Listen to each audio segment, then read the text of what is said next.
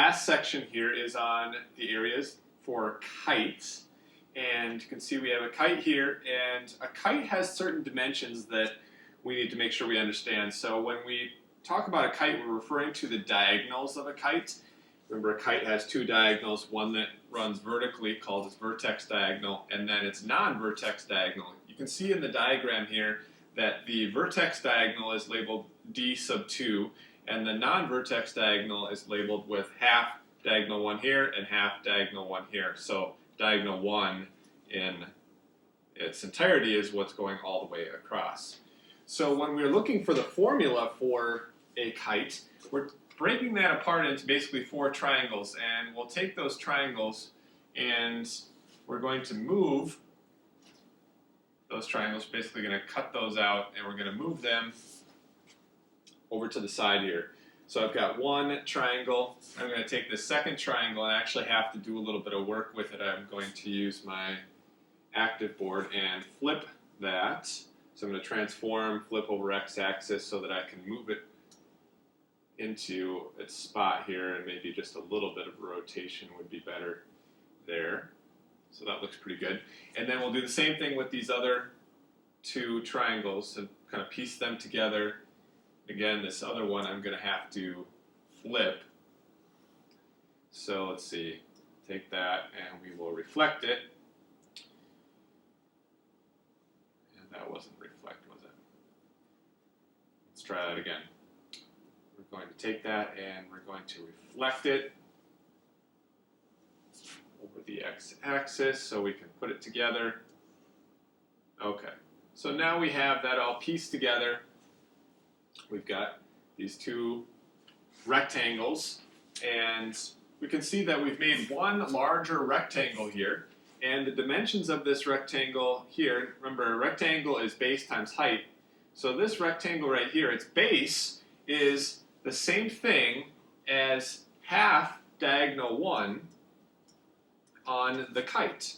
And you can see the height of the rectangle here is the same thing as diagonal 2 of the kite. So if we were trying to find the area of the entire rectangle here, what we're really doing is taking the dimensions of the kite and putting them together as well. So the dimensions of the kite related to the rectangle, we got base times height, which is half diagonal 1 times diagonal 2. So the area formula for a kite is written as 1/2 times diagonal 1 times diagonal 2. And that could also be written as diagonal 1 times diagonal 2 divided by 2. So just like the other formulas, we really can reorder the shapes into either rectangle or parallelogram so that we can see where the area formula comes from. Now let's do the examples. So at the bottom of the page, example 1 is a kite. And again, the area formula for a kite, I'm going to use the diagonal 1 times diagonal 2 divided by 2 form of it. So if we plug in our numbers here, we've got area is equal to diagonal 1. And diagonal 1, remember, was the diagonal going across, although it does not matter which one is diagonal 1 or which one is diagonal 2. But this diagonal right here is made up of this 3 and the 3 together, so diagonal 1's length is 6. Diagonal 2's length is the vertex diagonal, which is the 4 and the 7 put together, so that is 11. And so we've got diagonal 1 times diagonal 2 divided by 2. All right, do our work here. We've got area is equal to 66 divided by 2, which means that our area is 33. And this one doesn't have any units on it, so we will still use units, but we're going to use generic units, and it is an area, so that would be 33 square units for our area of that kite. Our second problem is a trapezoid. So recall the area formula for a trapezoid is base 1 plus base 2 times the height divided by 2. That's step 1. All right, let's plug in what we know here. So we've got base 1 and base 2 are the 33 and the 21. So those go in the parentheses. It doesn't matter which one you call base 1 and base 2. So 33 plus 21 times the height of 13 divided by 2.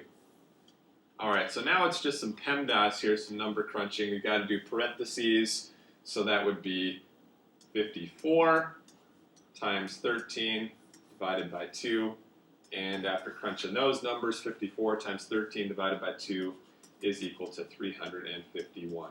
This one does have units. Notice the centimeters in there, and it's an area, so centimeters squared. Square centimeters would be our area. Okay, example 3 is a triangle.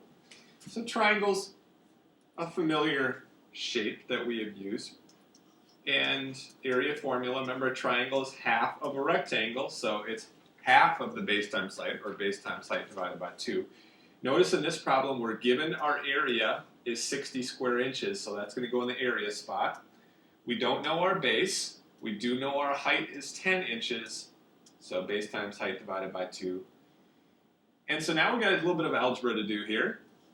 So if I'm going to solve for the base, I'm going to work my way back to the base, starting with the 2 on the bottom. So I'm going to multiply both sides by 2 to cancel out the fraction there. 2 times 60 is 120, is equal to base times 10. And then to undo the times 10, we'll divide by 10. And so now we've got 12 is equal to b. And this is a length now. We just figured out what the base length was, so that would be 12 inches, not square inches, right? So 12 inches is our base length. Last problem is back to a trapezoid again. And we remember that trapezoid, just like the one above in example 2, the area formula is base 1 plus base 2 times height divided by 2. And just like example 3, we're given the area, so we're going to put that 72 into the area spot. We do know both of the bases, so we have the 10 and the 6, 10 plus 6, and we don't know the height. That's what we're trying to solve for, divided by 2. Okay. Well, we could do a little bit of algebra, or we could do a little bit of simplifying first. Maybe we'll do a little simplifying. So that 10 plus 6 is 16.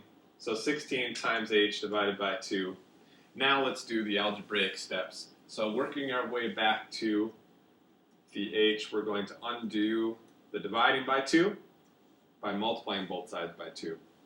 So 72 times 2 would be 144.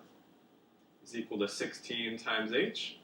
And then the last step is to divide both sides by 16. So 144 divided by 16 is 9. So h is equal to 9. And let's see, we have our centimeters. It is a length, so the height is 9 centimeters, not square centimeters, because again, this is a length. And that is the last problem.